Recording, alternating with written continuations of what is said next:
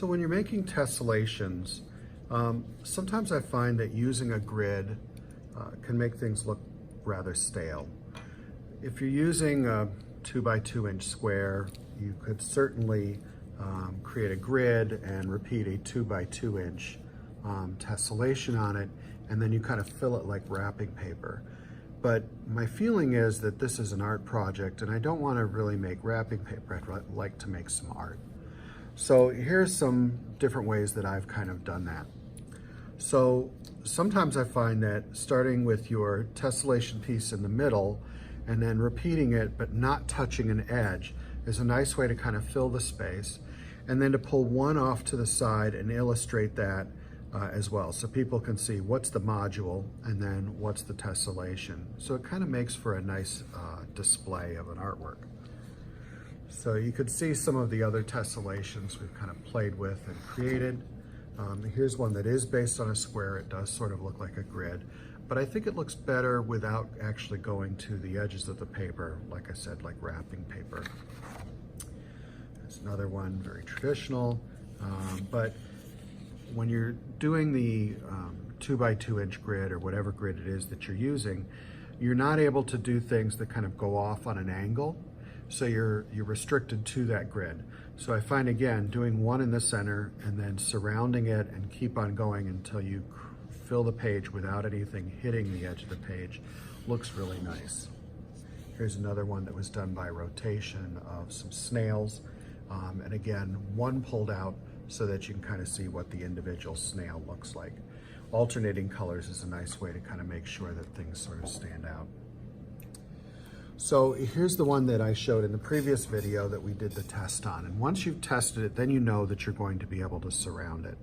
So I put the one in the middle, and then I'm going ahead and trying to surround this guy with other tessellation pieces. When you're working on your final paper, it's really important to keep your pencil lines super light. They might not even be seen very well in this video because they are so light. Then I go ahead and I lay it in where it's supposed to be traced.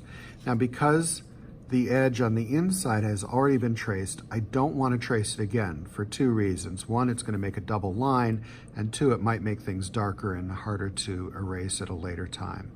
So I go ahead and, go around my figure and trace very lightly with a pencil because at some point I'm probably going to erase this out. My favorite media to do this in is pen and ink with watercolors for color. Now, you can use watercolor pencils, or you can do color pencils. You can do this with pretty much anything, but I like to pick a heavy-duty watercolor paper and do these designs on there, and I think it comes out really well. Now, something else that's going to happen is as you trace things, you're going to have some of the design does what I call creep. It's kind of the same thing that happens when you cut several pieces of paper at the same time. The papers kind of creep out and the bottom pages don't cut as exactly as all the rest of them. So when you're multiplying this, the center one and the ones going around it are going to be fine, but as you get further from the center, things aren't going to line up as perfectly. Like you can see here where I line up the staff into the shape, it's a little bit off because as I trace it, I'm actually making the shape a little larger because my pencil can't be right on the line, it's on the outside of the line. So what we do to compensate for that is I just call it splitting the difference. So you kind of line it up where you feel like it best is going to fit, and then you go ahead and do your tracing. And if anything doesn't quite work out in the design, then you fix it by hand after you're done tracing it in there. So I'm going to go ahead and trace this in there. And then if something doesn't quite meet the way you wanted it to, you can go ahead and just draw in a little connection. So down here, these two didn't connect. Well, I just go ahead and make them connect. This one didn't connect smoothly, so I can go ahead and make it connect. So as you do the design, the further from the center you get, the less perfect it's going to be. But you can go ahead and just make little adjustments to kind of make that work, and it'll overall, you won't be able to tell that there's these little errors. But it's just because as you do the drawing, it gets larger and larger and less perfect, but that's going to be fine. For this one, maybe I'd pull this character off to the side.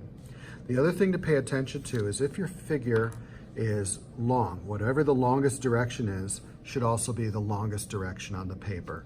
So because he's, you know, long in this direction, I'm going to make sure my paper goes this way. If you have him this direction with the shorter edge of the paper, the design doesn't work out as well and you can't fit as many figures in there. So try and orient it so that horizontal goes with horizontal and you'll be fine.